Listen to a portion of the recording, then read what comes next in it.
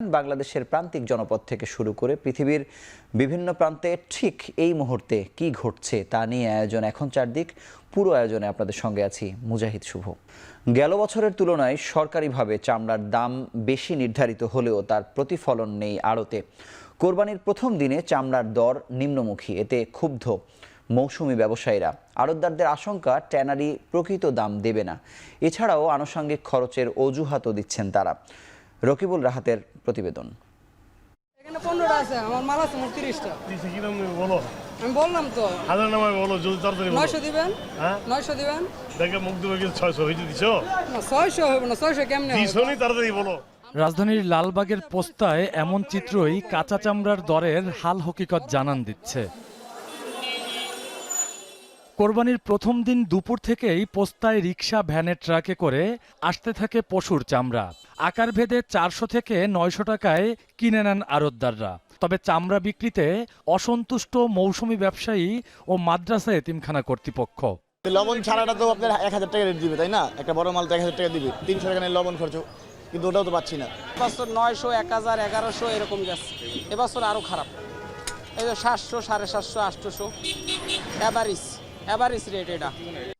সরকারিভাবে কাঁচা চামড়ার দাম আগের তুলনায় বাড়লেও মৌসুমি ব্যবসায়ীরা বলছেন প্রত্যাশা অনুযায়ী দাম পাচ্ছেন না তারা। এতে ক্ষুব্ধ হয়ে চামড়া বিক্রি না করেই ফিরে যাচ্ছেন অনেকে। টিভিতে রেট দেখছি একটা, কিন্তু এখানে আইসা দেখি আরেক রেট। আমাদের বলছে 1100 থেকে 1200 টাকা রেট, এখন আইসা দেখি 750, 800। ট্যানারির মালিকটা কেউ কাঁচা চামড়া নিতেছে না, তারা নিলে তাহলে বুঝা গেত সরকারের রেট অনুযায়ী চলতেছে কিনা। সরকার নির্ধারিত দামে লবণ দেয়া চামড়া বিক্রি নিয়ে অনিশ্চিত আড়তদাররা। এছাড়াও শ্রমিকদের মজুরি ও লবণের দাম বেশি বলে অভিযোগ তাদের। লেবার কস্ট বাড়ছে, লবণের প্রাইস বাড়ছে, ট্রান্সপোর্টেশন কস্ট বাড়ছে, ওভারঅল খরচ অনেক বেশি। না, সরকার তো উল্টা পুল্টা বললে তো হইব না। সরকার তো যা ইচ্ছে তাই বলে দিতেছে, বললে তো হইব না। এই এলাকার যে চামড়া ব্যবসায়ী, ওদের সাথে কথা বলতে হবে। কাঁচা চামড়া ব্যবসায়ীদের সংগঠন hide and skin merchants association জানিয়েছে, গতবারের তুলনায় এবার 15 থেকে 20% কম সংগ্রহের লক্ষ্যমাত্রা তাদের। আর আমাদের মার্কেটে 1 লাখের মতো সমাগম হয়েছিল। গতবার পরিসংখ্যান আমাদের কাছে আছে বা 80,000 ম্যাক্সিমাম। এই বছর 10 to 20% কমে যাওয়ার সম্ভাবনা আছে, মাই প্রেডিকশন। 80-85-90 লাখ পর্যন্ত হওয়ার সম্ভাবনা আছে। এর আগে কোরবানির পরপরই রাজধানীর বিভিন্ন এলাকা থেকে কাঁচা চামড়া নিয়ে মৌসুমি ব্যবসায়ীরা সায়েন্স ল্যাব সহ বিভিন্ন জায়গায় জড়ো হতে থাকে। আমরা যা দিয়ে কিনছি তার থেকে দাম আরো কম বলতে আছে। চামড়াই কিনছি 700 টাকা করে। আমি আর কেমনি 700 টাকা দিব? আমার পরিশ্রম আছে না? আমি যে ঈদের দিন আমি যদি কষাই কাজও করতে যেতাম তাহলে আমি 5-6 হাজার টাকা কামাইতে পারতাম। গত বছর তো এবার আরো কম। এদিকে রাজধানীতে গত বছরের চেয়ে 200 টাকা বাড়িয়ে কাঁচা চামড়ার দাম 1350 টাকা নির্ধারণ করেছে সরকার। রকিবুল রাহাত, এখন, ঢাকা। রাজধানীর লালবাগের পোস্তায় চলছে প্রথম দিনের চামড়া সংগ্রহ। গরুর চামড়া আকার ভেদে 400 থেকে 900 টাকায় কিনছেন আড়তদাররা। এ নিয়ে জানাতে যোগ দিচ্ছেন দেলোয়ার দোলন, তিনি আছেন লালবাগের পোস্তায়। দোলন, গেল বছরের তুলনায় সরকারিভাবে চামড়ার দাম বেশি নির্ধারণ করা হয়েছে, আড়তে তার কোনো প্রতিফলন দেখতে পাচ্ছেন কিনা, সে সঙ্গে এও জানাবেন এবার কি পরিমাণ চামড়া আসছে।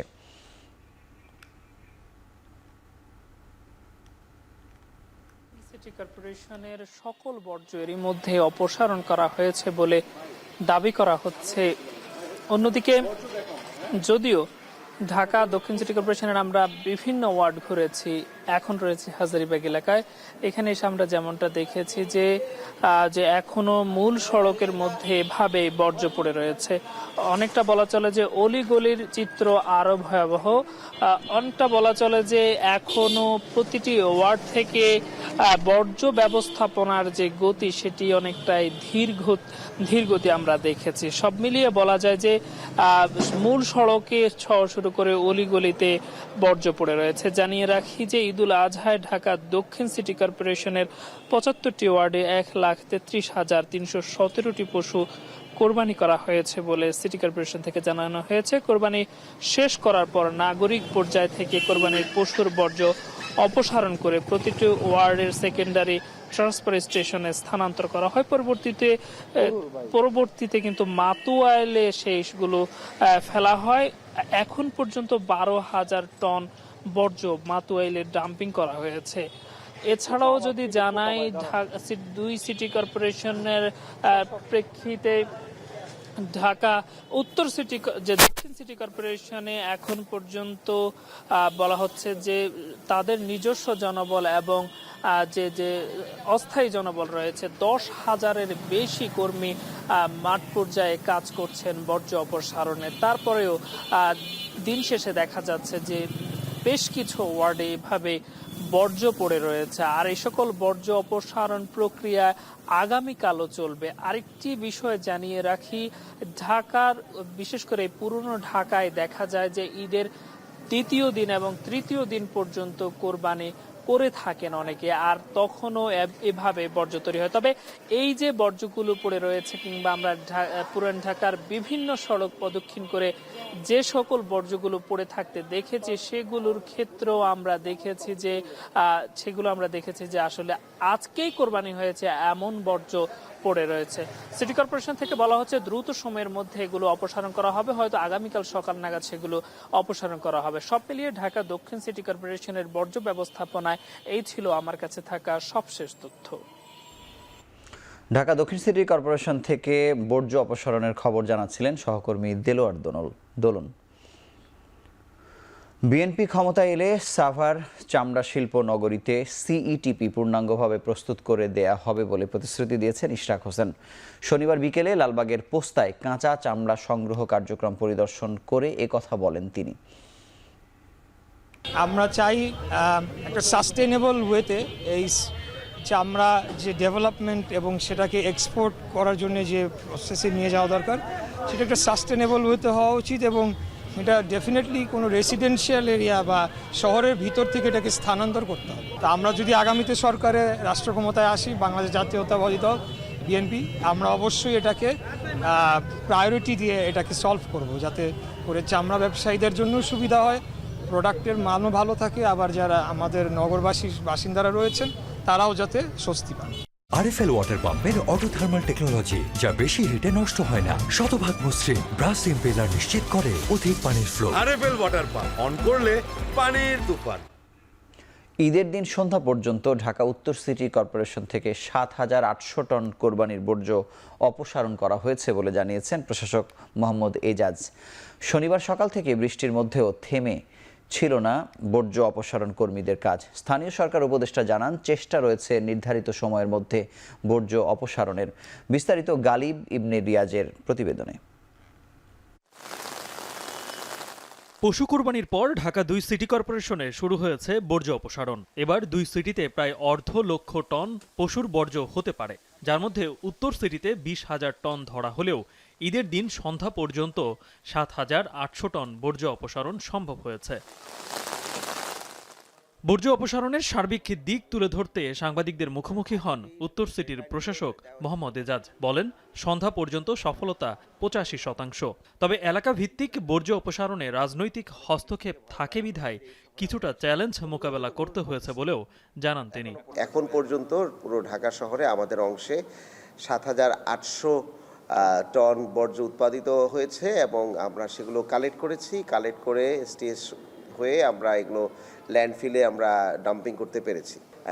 আমরা একটা চ্যালেঞ্জ ভাবছিলাম মনে মনে, সেটা হচ্ছে যেহেতু পরিবর্তিত পরিস্থিতিতে আগে প্রত্যেকটি বাসা থেকে যে ময়লা কালেকশন করা হতো সেটা এক ধরনের রাজনৈতিক সেটেলমেন্ট, আপনারা এটা ভালো করে জানেন।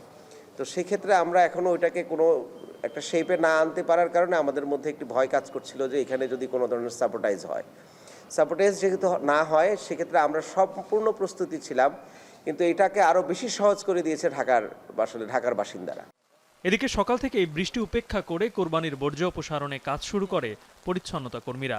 কাজ শেষ না হওয়া পর্যন্ত তাদের স্বস্তি নেই। সারা রাত পর্যন্ত করছি, দিনে সারা দিন করছি, এখন আবার এই যে সকাল 6টার থেকে আবার আরম্ভ করছি, মনে করছি সারা দিন চলবো, সারা রাত চলবো। 8টা বাজে আইছি আর আজকে সারা দিন এইভাবে যাইব। বাসা তো আল্লাহ কুমলা নেওয়া ঠিক আছে, কাম শেষ না করে কি বাজে। এবার প্রায় 20,000 পরিচ্ছন্নতা কর্মী কাজ করছে বর্জ্য অপসারণে। তাদেরকে সহযোগিতা করতে নগরবাসীর প্রতি আহ্বান জানিয়েছেন উপদেষ্টা আসিফ মাহমুদ। আমরা আশা করছি আজকে রাতের মধ্যেই পুরো ঢাকা পরিষ্কার পরিচ্ছন্নতার যে সিটি কর্পোরেশনের যে কার্যক্রম সেটা সম্পন্ন হবে। কিছুটা নিয়মের ব্যত্যয় ঘটলেও আমরা বিশ্বাস করি যে এই সময়ের মধ্যেই আমরা পরিষ্কার পরিচ্ছন্নতা সম্পন্ন করতে পারব। ঈদুল আজহায় এবার ঢাকার 2 সিটি কর্পোরেশনের লক্ষ্য যত দ্রুত সম্ভব এই বর্জ্য অপসারণ শেষ করা। কোথাও বর্জ্য থাকলে নগরবাসীকে দ্রুত সিটি কর্পোরেশনের হটলাইনে ফোন করার জন্য আহ্বান জানানো হয়েছে। গালিব ইবনে রিয়াজ, এখন, ঢাকা। এদিকে বিভাগীয় শহরসহ সারা দেশে কোরবানির বর্জ্য অপসারণে চলছে তৎপরতা। দ্রুত সময়ের মধ্যে নগরীর পরিচ্ছন্ন করতে কাজ করছে সিটি কর্পোরেশন। মধ্যরাতের আগেই সমস্ত বর্জ্য অপসারণের প্রত্যাশা করছে কর্তৃপক্ষ। ময়মনসিংহ নগরীর 33টি ওয়ার্ডের বর্জ্য অপসারণ ও পরিচ্ছন্নতার কাজ শুরু করে পরিচ্ছন্ন কর্মীরা। বিভিন্ন এলাকার বাসাবাড়িতে পৌঁছে দেয়া হয় ব্যাগ, ব্লিচিং পাউডার। 12 ঘন্টার মধ্যেই পরিচ্ছন্নতার কাজ শেষ করতে সিটি কর্পোরেশনের 1200 কর্মী ভ্যাকুয়াম ট্যাঙ্কার, জীবাণুনাশক পানিবাহী গাড়ি আর রুট সুইপিংয়ের মাধ্যমে কাজ করছে। বরিশালে বর্জ্য অপসারণে কাজ করছে 7 শতাধিক পরিচ্ছন্নতা কর্মী।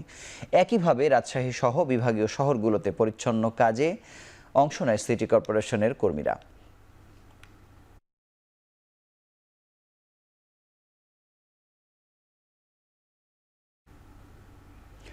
রাতের মধ্যেই কোরবানির বর্জ্য অপসারণ করা হবে বলে জানিয়েছেন স্থানীয় সরকার উপদেষ্টা আসিফ মাহমুদ। শনিবার দুপুরে কলাবাগানে বর্জ্য অপসারণ কার্যক্রম উদ্বোধন করে কথা বলেন তিনি। পরে আগারগাঁওয়ে ডিএনসিসির বর্জ্য অপসারণ কার্যক্রম পরিদর্শন করেন উপদেষ্টা আসিফ মাহমুদ। দ্রুত সময়ে আবর্জনা সরাতে নগরবাসীকে সহযোগিতা করার আহ্বান জানান তিনি। পরিচ্ছন্ন কর্মীদের জন্য মন্ত্রণালয়ের পক্ষ থেকে প্রণোদনা দেওয়ারও ঘোষণা দেন উপদেষ্টা। এদিকে কোথাও বর্জ্য থাকলে দ্রুত সিটি কর্পোরেশনের হটলাইনে ফোন করার আহ্বান জানানো হয়েছে।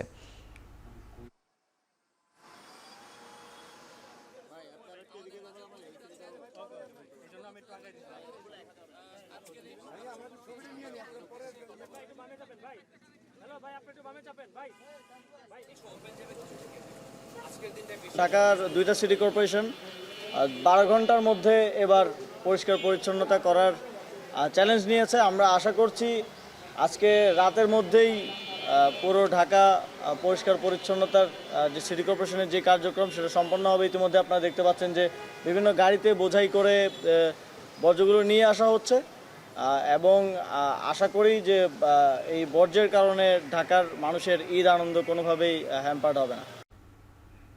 দর্শক, বর্জ্য ব্যবস্থাপনার সবশেষ একটি খবর আমাদের হাতে এসে পৌঁছেছে।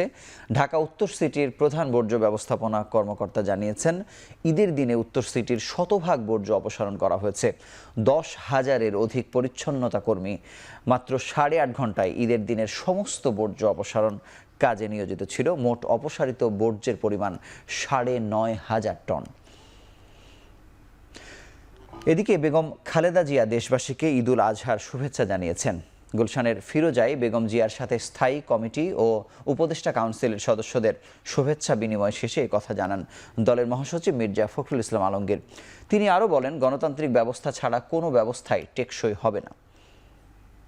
প্রতি তার যে অবিচল আস্থা, সেই আস্থা তিনি সবসময় প্রকাশ করেন এবং তার প্রতিটি কথার মধ্যে আমরা সেই বিষয়টা দেখতে পাই যে গণতন্ত্রের প্রতি তার যে আস্থা, তার যে অনুরাগ এবং তিনি যে বিশ্বাস করেন যে গণতান্ত্রিক ব্যবস্থা ছাড়া কোনো ব্যবস্থাই ঠিক সেইভাবে আপনার রাষ্ট্রের উপকার করতে পারে না।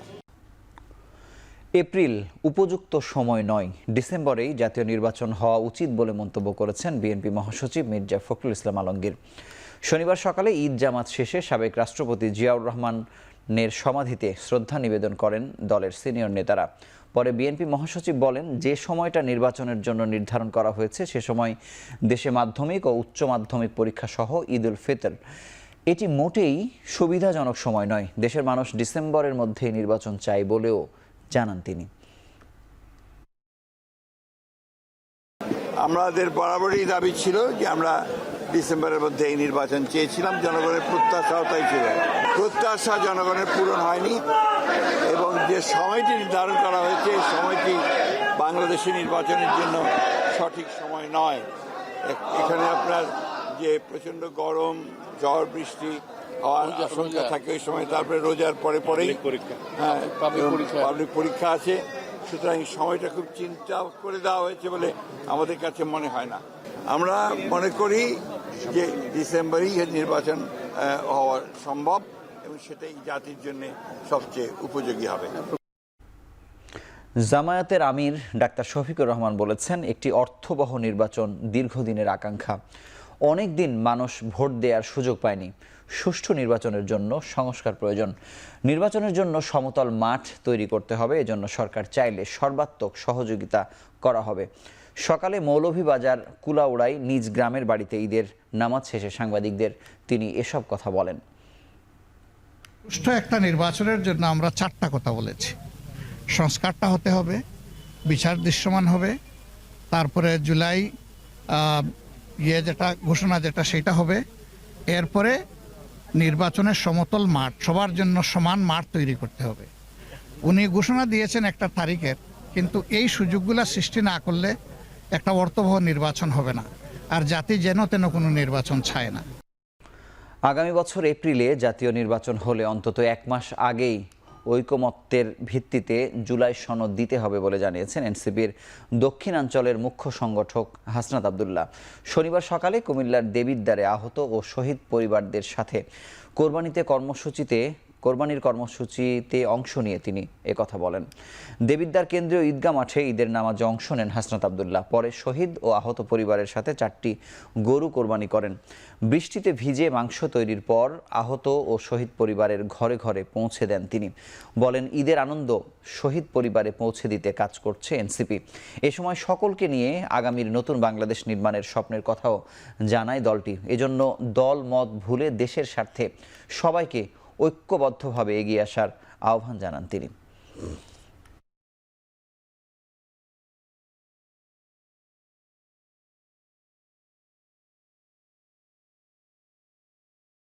তাদের শহীদ হওয়ার মধ্য দিয়ে আমাদের অনেক দায়িত্ব আছে, দেশ গড়ার দায়িত্ব, কারণ তারা দেশের জন্য জীবন দিয়েছে এবং দেশটা গড়ার এটা আমাদের দায়িত্ব আছে। আমরা যেন এই দেশটাকে যথাযথভাবে গড়তে পারি এবং তাদের এই যে রক্তের দায় যেন আমরা দিতে পারি, সেটার জন্য সবাই আমাদের একসাথে আবার কাজ করতে হবে ঐক্যবদ্ধভাবে দেশের স্বার্থে। এদিকে জুলাই আন্দোলন ও রানা প্লাজায় আহতদের নিয়ে নতুন বাংলাদেশ গড়ার প্রত্যয় ব্যক্ত করেছেন জাতীয় নাগরিক পার্টির আরেক নেতা মেহরাব সিফাত। বলেন, এনসিপির অস্তিত্ব এই যোদ্ধাদের সাথেই জড়িত। পরে রানা প্লাজার 51 জন আহত ও জুলাই আন্দোলনের 54 জন পরিবারের মধ্যে উপহার সামগ্রী তুলে দেন তারা। কোনো রাজনৈতিক দল বা সংগঠন তারা যদি এদেরকে ভুলেও যায়, এনসিপির কোনো উপায় নাই এদেরকে ছাড়া। এই আহত যোদ্ধা, এই শহীদ পরিবারকে ছাড়া এনসিপির অস্তিত্ব বিলীন হয়ে যাবে এবং আমরা এনসিপি এদেরকে সামনে রেখেই আমাদের নতুন বাংলাদেশ গড়তে চাই। নতুন বাংলাদেশে এদের চেতনাটাকেই আমরা নিজেদের চেতনা হিসেবে ধারণ করতে চাই এবং এদের দেখানো পথেই আমরা নতুন বাংলাদেশে এই তরুণ প্রবীণ যারা আছি তারা নতুনভাবে নতুন উদ্যমে হাঁটতে চাই। দীর্ঘ 18 বছর পর নিজ বাড়িতে ঈদ উদযাপন করলেন বিএনপির সাবেক স্বরাষ্ট্র প্রতিমন্ত্রী লুৎফুজ্জামান বাবর। নেত্রকোনার মদনের ভাদেরা গ্রামে পৈতৃক ভিটায় ঈদের দিন 9টি গরু কোরবানি দেন তিনি। এলাকায় তাকে দেখতে ভিড় করেন সাধারণ মানুষ ও দলীয় নেতাকর্মীরা। তাদের জন্য আয়োজন করা হয় ঈদের খাবার। গ্রামবাসীর ভালোবাসা পেয়ে আবেগ আপ্লুত হয়ে পড়েন বিএনপির নেতা। এ সময় দল মত নির্বিশেষে গ্রামে ছিল উৎসবের আমেজ। দীর্ঘ বছর 17.5 বছর আমি কিন্তু কারাগারে ছিলাম। আল্লাহ পাক আল্লাহর রহমতে খাস নিয়ামত কুদুর বরকতের জন্য আমি আজকে ছুটতে পারছি, আজকে আসছি। আমি অত্যন্ত আনন্দিত। আল্লাহকে শুকরানা করে আমি শেষ করতে পারবো না। সারা জীবন শুকুর গুজারি করে আমি শেষ করতে পারবো না। আমি যেখানে আসতে পারবো সেটা কিন্তু আমি ভাবি নাই। আজকে আমার মদন খালিয়াজুড়ি এবং মোহনগঞ্জের বাসীরা যে আসছেন ওদেরকে সকলকে আমি ঈদ শুভেচ্ছা জানাচ্ছি। নারায়ণগঞ্জের 2500-এ ঈদের দিনে ফেরিঘাটের দুর্ঘটনায় নিখোঁজ 2 নারী যাত্রীর মরদেহ উদ্ধার করা হয়েছে। শনিবার ভোরে জেলার বিশনন্দী ফেরিঘাটে সিএনজি চালিত অটোরিকশা সহ নদীতে পড়ে গিয়ে নিখোঁজ হন 4 যাত্রী। শনিবার বিকেল ৬টায় মেঘনা নদী থেকে 2 নারী যাত্রীর মরদেহ উদ্ধার করেছে ফায়ার সার্ভিস। নিহতরা হলেন ব্রাহ্মণবাড়িয়ার খালেদা বেগম ও ফারজানা বেগম। ধারণা করা হচ্ছে তারা অটোরিকশার ভেতরে আটকে পড়েছিলেন। প্রত্যক্ষদর্শীরা জানান ফেরিতে কোনো রেলিং না থাকায় নিয়ন্ত্রণ হারিয়ে এই দুর্ঘটনা ঘটে। দুর্ঘটনার পর উদ্ধার হন অপর 2 যাত্রী কামাল ও সাগর হোসেন। তারা বর্তমানে উপজেলা স্বাস্থ্য কমপ্লেক্সে চিকিৎসাধীন রয়েছেন। এবারের ঈদুল আজহাকে ঘিরে 6টি বাংলা ছবি মুক্তি পেয়েছে। ঢাকা সহ সারা দেশের মোট 142টি সিনেমা হলে এসব ছবি একযোগে চলছে। এরই মধ্যে নতুন সিনেমা দেখতে হলে ভিড় বেড়েছে নগরবাসীর। তাণ্ডব ছবির মধ্যে দিয়ে 12 বছর পর একসঙ্গে কাজ করা হলো জয়া আহসান ও সাকিব খানের। এবার ঈদে জয়া আহসানকে দেখা যাবে 2টি সিনেমায়। কান উৎসবে মনোনীত রেহানা মরিয়ম নূরের পর এই প্রথম প্রেক্ষাগৃহে মুক্তি পাচ্ছে বাঁধনের সিনেমা ঈশা মার্ডার। এদিন তাণ্ডব আর তুফান সিনেমার পরিচালক রায়হান রাফি জানান, আসল হিরো এখন দর্শকরা। ভালো ছবি দেখার আগ্রহে তারা হলমুখী হচ্ছে। এছাড়া ঈদে মুক্তি পেয়েছেন টগর, এর মাধ্যমে বড় পর্দায় অভিষেক হচ্ছে নির্মাতা আলোক হাসানের।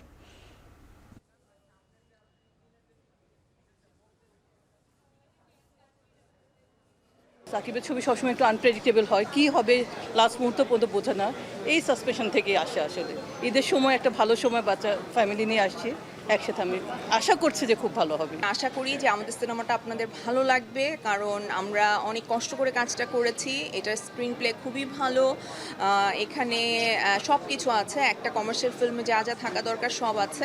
দর্শকের মানসিকতার সাথে যখন একটা সিনেমা আসে তখনই তো দর্শক আসতে থাকে। এই যে ছবিটা দিয়ে চলছে, এটা যেন ধারাবাহিকভাবে আমাদের সব দর্শকদের যেমন উৎসবকে ঘিরেই হোক বা যা ঘিরেই হোক, ছবি যাতে মানুষ দেখবার চর্চায় থাকে, সেই জন্য আমার মনে হয় তাণ্ডবের অনেক বড় একটা ভূমিকা আছে। এই সিনেমাটা আসলে শুধু একটা সিনেমা, এটা এক্সপিরিয়েন্স। এটা হলের মধ্যে আপনার ফুর্তি চলে আসবে একটা পর্যায়ে। আপনারা বিশাল একটা ছুটি পেয়েছেন এবার, প্রায় 12-14 দিনের। আপনারা সবাই তাণ্ডব উপভোগ করতে পারবেন এবং এমন একটা সিনেমা রায়হান রাফি বানিয়েছে, আপনারা সিনেমাটা দেখতে বসলে আপনারা শেষ সিন পর্যন্ত দেখে আপনাদের উঠতে হবে। ময়মনসিংহে ঈদে মুক্তি পাওয়া শাকিব খানের সিনেমা তাণ্ডব দেখতে গিয়ে কারিগরি ত্রুটির জেরে হল ভাঙচুর করেছে দর্শকরা। শনিবার দুপুর 3টার শো চলাকালে জেলার একমাত্র সিনেমা হল ছায়াবাণীতে এই ঘটনা ঘটে। হঠাৎ সিনেমা বন্ধ হয়ে গেলে দর্শকদের মাঝে সৃষ্টি হয় উত্তেজনা। আধা ঘন্টা অপেক্ষার পরও সিনেমা চালু না হওয়ায় বিক্ষুব্ধ দর্শকরা ভাঙচুর চালান টিকিট কাউন্টারে ও ছিঁড়ে ফেলেন পোস্টার। এ সময় পরিস্থিতি সামাল দিতে পুলিশকে হস্তক্ষেপ করতে হয়।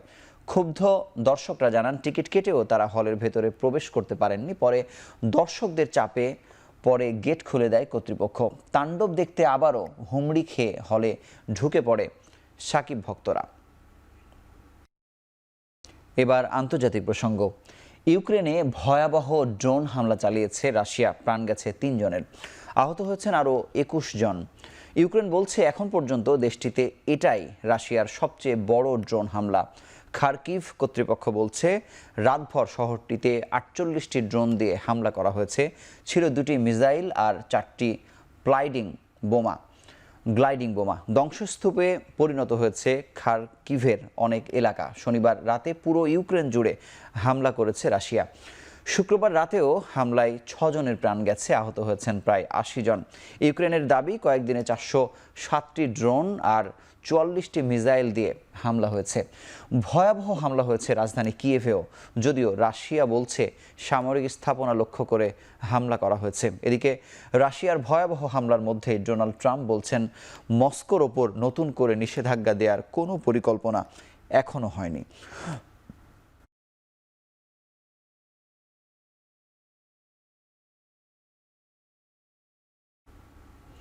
যুক্তরাষ্ট্রে অভিবাসন বিরোধী অভিযানে পুলিশের সঙ্গে বিক্ষোভকারীদের সংঘর্ষ হয়েছে। লস অ্যাঞ্জেলেসে বিক্ষোভকারীদের ওপর টিয়ার গ্যাস নিক্ষেপ করে পুলিশ। এ সময় ব্যাটন দিয়ে তাদের ছত্রভঙ্গ করে দেন নিরাপত্তা কর্মীরা। প্ল্যাকার্ড ও পতাকা হাতে বিক্ষোভ করছিলেন বিক্ষোভকারীরা। এর একদিন আগেই লস অ্যাঞ্জেলেসে থেকে অবৈধ 44 জন অভিবাসীকে আটক করে যুক্তরাষ্ট্রের immigration and customs enforcement ICE. ক্ষমতা এসেই মার্কিন প্রেসিডেন্ট ডোনাল্ড ট্রাম্প দেশ থেকে অবৈধ অভিবাসীদের বের করতে কঠোর অবস্থানে চলে যান। সবশেষ বিদেশি শিক্ষার্থীদের যুক্তরাষ্ট্রের বিশ্ববিদ্যালয়ে ভর্তির ওপরও নিষেধাজ্ঞা দিয়েছে ট্রাম্প প্রশাসন।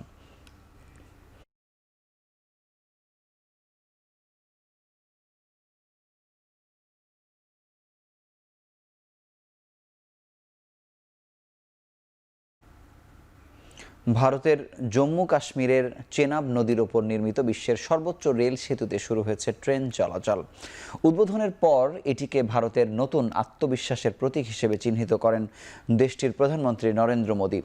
জম্মু ও কাশ্মীরের রিয়াসি জেলার ইস্পাত ও কংক্রিট দিয়ে নির্মিত সেতুটি উচ্চতায় প্যারিসের বিখ্যাত আইফেল টাওয়ারকেও ছাড়িয়ে গেছে। ভারতীয় রেলওয়ে জানিয়েছে সেতুটির স্থায়িত্ব 120 বছরের বেশি। এর মাধ্যমে কাশ্মীর উপত্যকা প্রথমবারের মতো ভারতের মূল ভূখণ্ডের সঙ্গে রেলপথে যুক্ত হলো। শ্রীনগর ও কাটরার মধ্যে বন্দে ভারত এক্সপ্রেস চলাচল শুরু করেছে।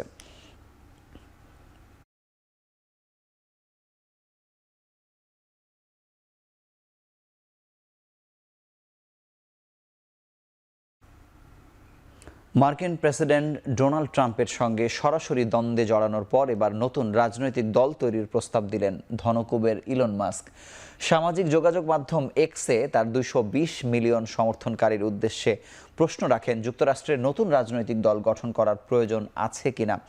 একদিনের ব্যবধানে তার এ পোস্টে 80% সমর্থনকারীর ইতিবাচক সাড়া মেলে। প্রস্তাব করেন ইলন মাস্ক। তবে নতুন দল তৈরির বিষয়ে মাস্ক কতটা আগ্রহী সে বিষয়ে এখনও স্পষ্ট করেননি তিনি। যুক্তরাষ্ট্রের বাজেটে কর ছাড় ও প্রতিরক্ষা খাতে ব্যয় বাড়ানোর ইস্যুতে গত সপ্তাহে দ্বন্দ্বে জড়ান ট্রাম্প ও মাস্ক। এরপর থেকেই একে অপরকে উদ্দেশ্য করে চলছে কাঁদা ছোঁড়াছুড়ি।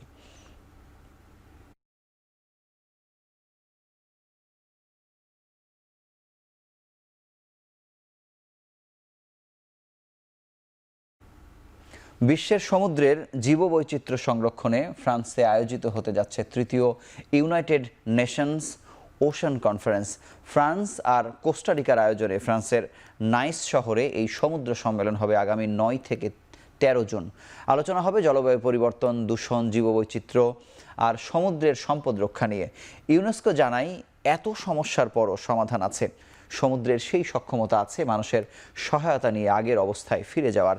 এর আগে 2017 সালে নিউ ইয়র্কে এই সম্মেলনের আয়োজন করেছিল সুইডেন আর ফিজি। 2022 সালে লিসবনে সমুদ্র সম্মেলনের আয়োজন করেছিল পর্তুগাল ও কেনিয়া। এই সম্মেলন উপলক্ষে ফ্রান্সের নাইস শহরের রাতের আকাশ আলোকিত হয় ড্রোনের আলোকসজ্জায়, যেখানে আলোকসজ্জার মধ্য দিয়ে তুলে ধরা হয় সমুদ্রের জীববৈচিত্র্য।